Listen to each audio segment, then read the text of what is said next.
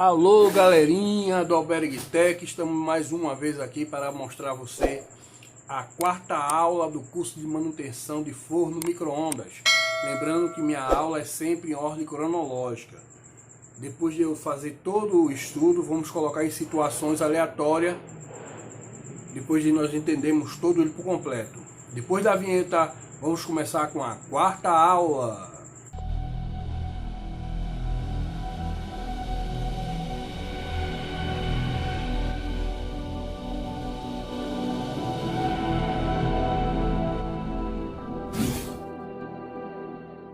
Alô gente, estamos aqui mais uma vez. Se tiver alguma zoada assim de motocicleta, estou aqui na minha oficina. Isso é normal, desculpe o som, o barulho, né? E também o meu ventilador tá ligado, que aqui tá um calor enorme em Recife. Nós hoje vamos ensinar vocês como medir o diodo de alta tensão, o diodo bidirecional, ok? Vamos mostrar como medir o capacitor, né? O magnetron e o diodo de alta tensão e também o diodo bidirecional. Gente, para começar, o diodo de alta tensão tem um lado positivo e um lado negativo. O anodo é o lado positivo e o cátodo é o lado negativo. Como é que se faz a medição do diodo de alta tensão? Primeira mão, eu quero dizer a vocês que o multímetro digital não consegue aferir o diodo de alta tensão e vou explicar já já. Quando a gente vai medir diodo, a gente bota o botão do multímetro, a gente seleciona em medição de diodo e continuidade. Você vai ver que não vai dar nenhuma leitura nos dois lados. Aí você vai dizer, tá aberto? Não. É porque esse diodo aqui de alta tensão, pouquíssimos multímetros digitais têm a voltagem para poder medir esse diodo. Por quê? O multímetro digital geralmente sai 3,2 volts, 3,4, né? A maioria. Existem as exceções, existe sim. Mas para medir o diodo de alta tensão tem que ter no mínimo 4 volts. Porque a medição dele aqui dentro desse diodo, não só tem um diodo nesse corpo. Nesse corpo tem 5 diodos. E cada diodo, né, a barreira dele, que está embutido nesse tipo de diodo, é 0,7 volts. 5 diodos de 5,7 volts vai dar 3,5 volts. Ou seja, a ponteira do multímetro digital, né? A carga que vai ser emitida na ponteira do multímetro digital não vai conseguir romper essa barreira e você não vai ter essa leitura. Tem uma forma de a gente colocar uma pilha de 9 volts aqui, né? No lado positivo. E a gente vai invertendo as posições. Mas depois eu faço um vídeo desse experimental para você ver. Mas aí se trata de uma gambiarrazinha para poder medir, né? Digamos assim. Depois de fazer um vídeo para quem não tem um multímetro analógico para poder medir o diodo de alta tensão. Tirar esse capacitor daqui para não atrapalhar a visão. Como eu falei a você, tem o lado positivo e o lado negativo, o cátodo e o anodo do diodo de alta potência. Uma parte dele vai ser ligada na carcaça do micro-ondas e outro vai no capacitor, né? Para medirmos o multímetro analógico, tem uma bateria de 9 volts e tem duas pilhas de 1,5 volt, que ao total seria 3 mais 9, 12 volts. E na escala maior, a de vezes 10K, aqui vai sair a maior tensão que você vai poder medir o diodo de alta tensão.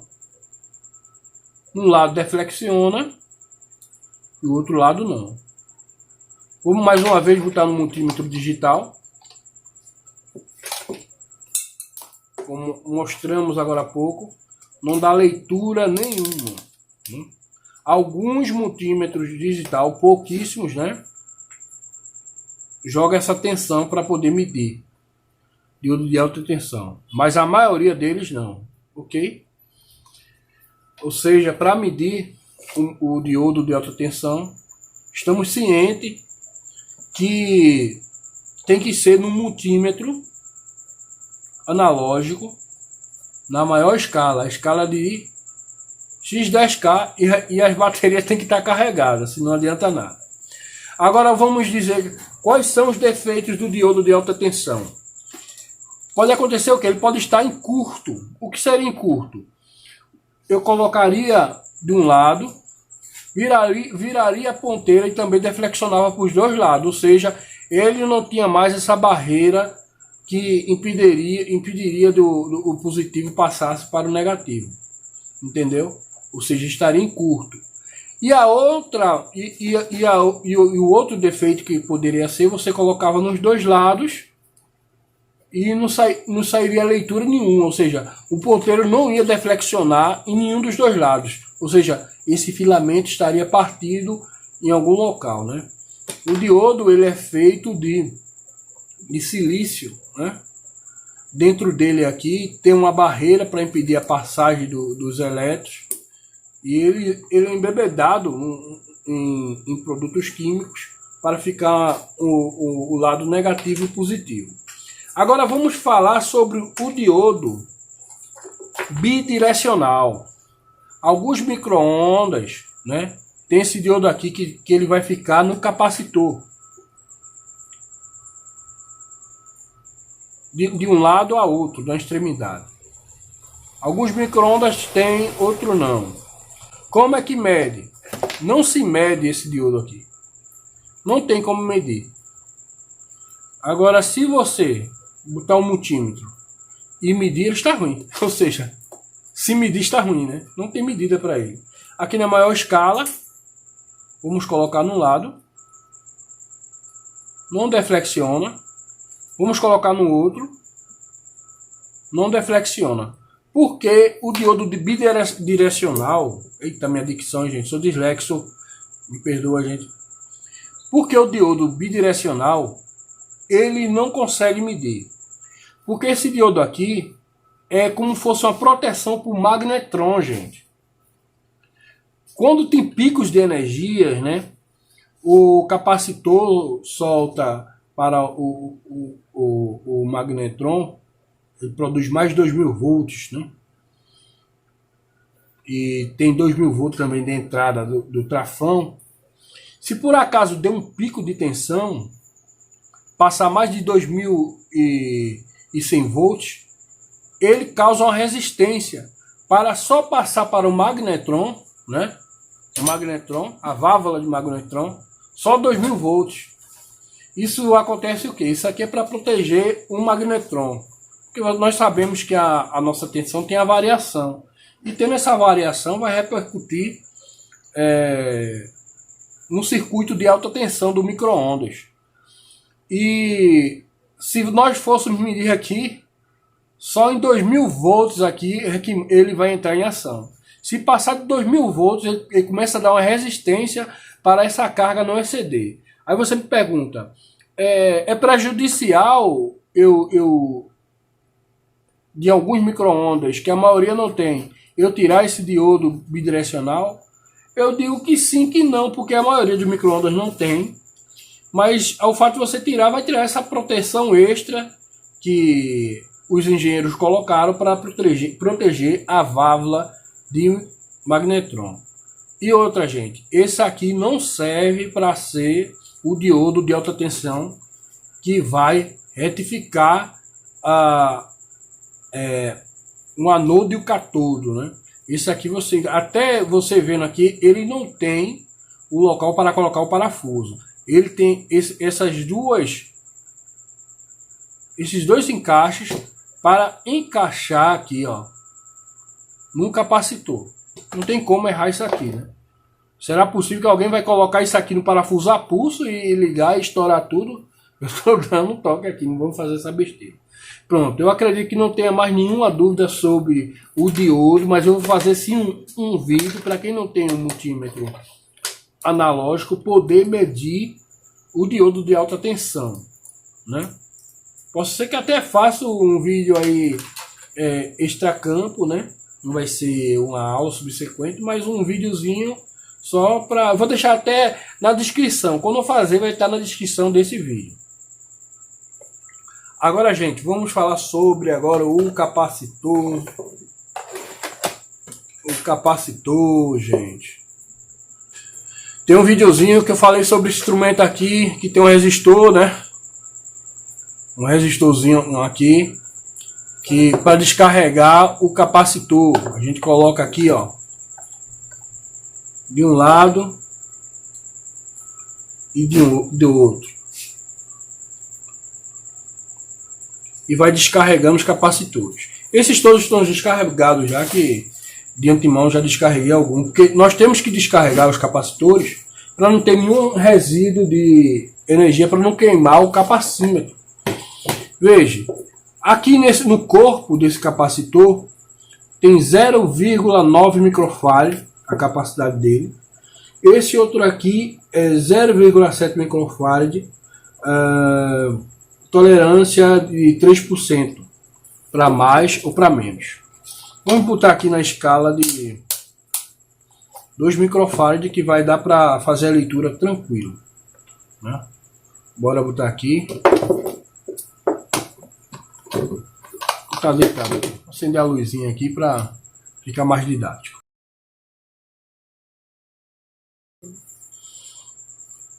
Vamos colocar numa extremidade e outra. Vamos ver a capacitância aqui desse capacitor. Está dando 0, está dando 3, está aumentando. Capaz esse capacitor aqui está com algum defeito, né? E não está dando a leitura perfeita. Depois vamos testar, né? Normal. Vamos ver isso aqui.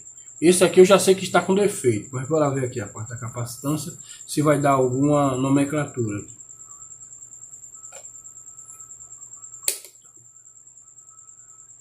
Tá louco aqui. Esse capacitor aqui está com problema. Bora ver isso aqui também.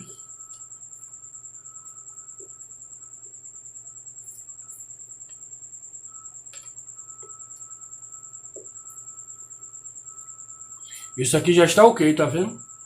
O corpo dele está 0,7 e está dando... Não, é 0,8. Está dando 0,77. Então, está ok esse capacitor na sua capacitância. Agora, gente, para descobrir, né, se o capacitor está ok ou não, se está em curto, nós colocamos aqui em escala de continuidade. Se apitar, está em curto. Bora ver aqui. Esse capacitor ele está em curto, ok? Vamos ver esse outro aqui que apareceu uma alteração lá no capacímetro. Também está em curto. Esse daqui que deu a capacitância correta, veja só, está ok, não está em curto. Mas não termina aqui. Nós temos que colocar daqui para a carcaça. Se der qualquer variação, qualquer toque, tá mais para cá para vocês verem. Aqui no multímetro analógico, você coloca um ponteiro na conexão do capacitor e outro no seu corpo. Não pode apitar, entendeu? Isso aqui porque tem bip sonoro, mas eu vou botar também nas escalas para você saber. Aqui para ver se tá também não está tendo curto fogo com a carcaça. Isso aqui também não tem, mas vamos botar aqui na escala. Vamos botar aqui na escala de X Não, vamos logo de X1. Vamos testar aqui se está em curto em X1. Para esse capacitor estar carregando nos dois polos, você coloca nos dois lados aqui, você coloca a ponteira positiva no lado, o ponteiro vai deflexionar e vai voltar. Voltar na escala X10K, né? Para dar uma carga maior. Foi, voltou. Foi, voltou.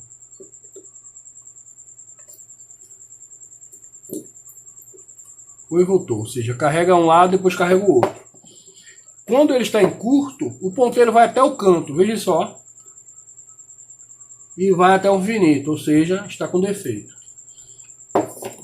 Vamos ver o outro também que está com defeito. Até o infinito. Vamos colocar agora na carcaça. Não pode deflexionar a ponteira. Não deflexionou.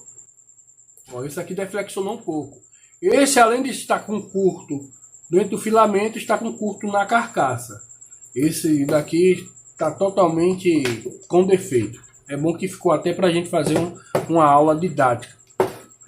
Já o bom, ele carrega um lado e volta.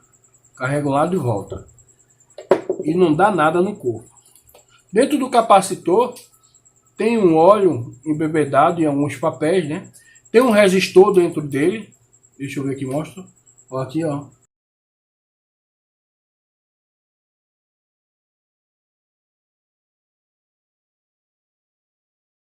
Tem um resistor dentro do capacitor aqui dentro dele que vai descarregando aos poucos, né? Mas mesmo assim ainda ele deixa carga. Vamos falar agora sobre a válvula de magnetron, gente. Temos um aqui aberto. Eu vou explicar tudo sobre aqui o magnetron, né? Do lado de cá tem um dissipador, gente. Dissipador do magnetron. Porque essa válvula aqui esquenta. O magnetron é como se fosse um diodo, gente. Vou explicar já já por quê.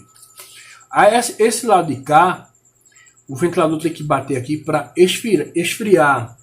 Tem essa parte aqui, ó, como se fosse uma cerâmica também, para dissipar um pouco do calor, porque é muita temperatura que acontece aqui dentro do magnetron. O magnetron chega a dar a 900 watts, 600 watts de potência e tem uma frequência de 2.450 MHz, né? Aqui esse filamento central é o catodo, ou seja, o negativo. E aqui por fora, gente, onde está aqui esses ímãs, dois ímãs, está o anodo positivo. Os elétrons vai saindo do anodo para ir para do catodo para o anodo, mas os ímãs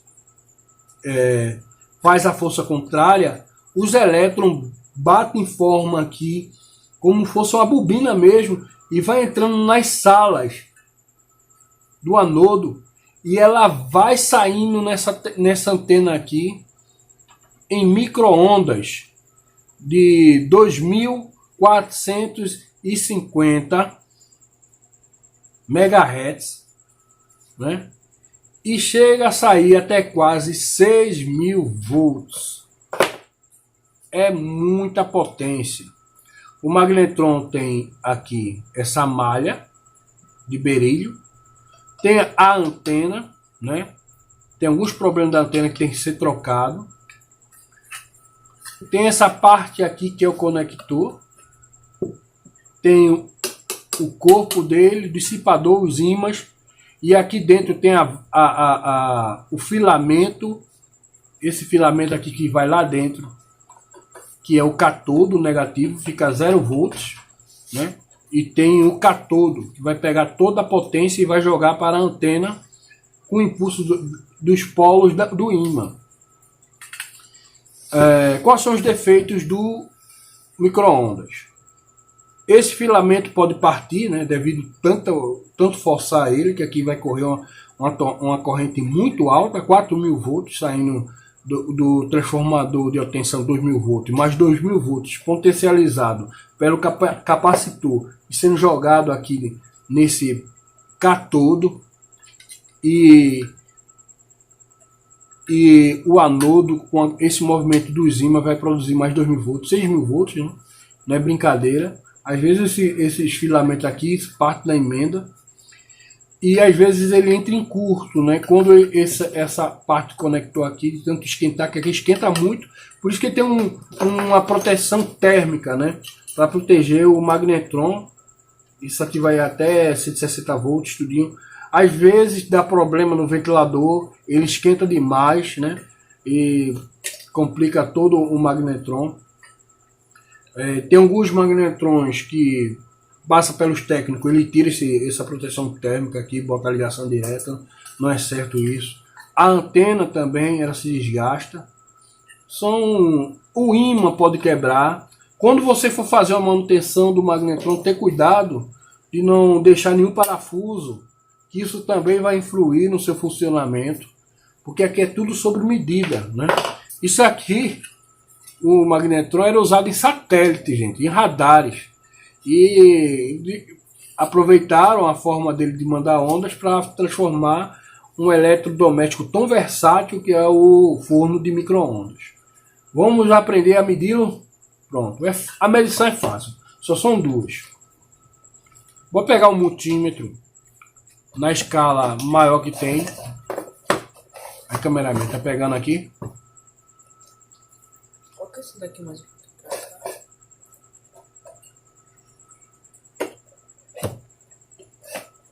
Agora. Pegamos um multímetro aqui, na maior escala que tem, vezes 10K, X10K, mais conhecido como X10K.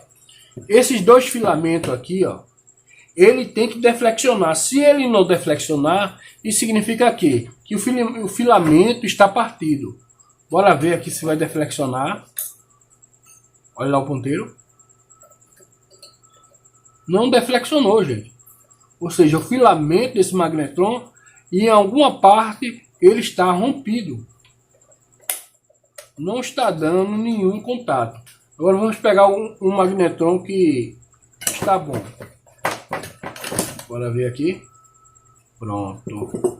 Esse magnetron aqui aparentemente está ok. Vamos ver se o ponteiro vai deflexionar. Está vendo? Ou seja, não está partido, né? Não está aberto. Ele está conduzindo, o filamento dele está perfeito. Qualquer uma, pode ser negativo ou positivo, você coloca no filamento e na carcaça. O ponteiro não pode nem dar uma triscadinha. Se der, está tendo fuga da carcaça com filamento, ou seja, está ok. Vamos pegar o outro para ver aquele que já está com defeito, está aberto, se tem algum problema de fuga na carcaça. Se der, vai ficar legal aí para vocês olhar. Não está dando fuga. O problema desse magnetron aqui é só o filamento dele que não está conduzindo, né? Não está conduzindo. Pronto, gente. Eu acredito... Sim, voltou a dizer outra coisa. O magnetron, ele é o mais traiçoeiro dos componentes do micro-ondas. Por que o mais traiçoeiro? Você vai medir ele aqui na bancada, dá todas as medições corretas. Mas a prova dos 9 mesmo é o teste do fogo. Você vendo que a fonte está boa, que a placa está emitindo carga para a fonte de alta tensão, que o capacitor está dando a capacitância certa, se está saindo centelhamento. Eu não gosto de fazer centelhamento em forno de alta tensão, porque temos todo esse instrumento de medição, nós não íamos... muito difícil a gente errar. Você fez tudo certo, né? E não está esquentando ainda. Esse filamento, por se tratar de uma tensão muito alta que anda aqui por dentro do magnetron, ele perde a sua funcionalidade porque é muito calor, né? É muito calor mesmo. Aí acontece que ele fica cansado e ele não dá aquela potência mais para aquecer os alimentos.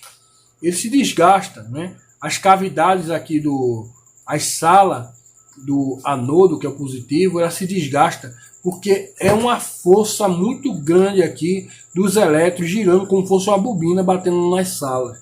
E esse filamento aqui se cansa tanto como as salas e o magnetron não esquenta. Gente, essa foi praticamente a última aula falando sobre o circuito de alta tensão. Já falamos sobre o circuito da tensão normal. Agora nós vamos falar sobre outros componentes, né? Será o vídeo da próxima aula. Nós vamos falar sobre o motor do prato. Vamos falar sobre o ventilador, sobre a lâmpada do micro-ondas e mostrar como testá-lo, os principais defeitos. E espero que vocês tenham gostado, né? Se a aula for um pouco enfadada, mas é necessário, gente. Porque, como eu falei a você, o meu curso é em ordem cronológica. Eu não vou botar um defeito aleatório para você não ficar perdido. Eu quero que você compreenda, entenda como funciona um micro-ondas, como medi-lo e tentar encontrar as soluções, né? Deixe seu like, se inscreva, compartilhe. Alberg Tech sempre com você.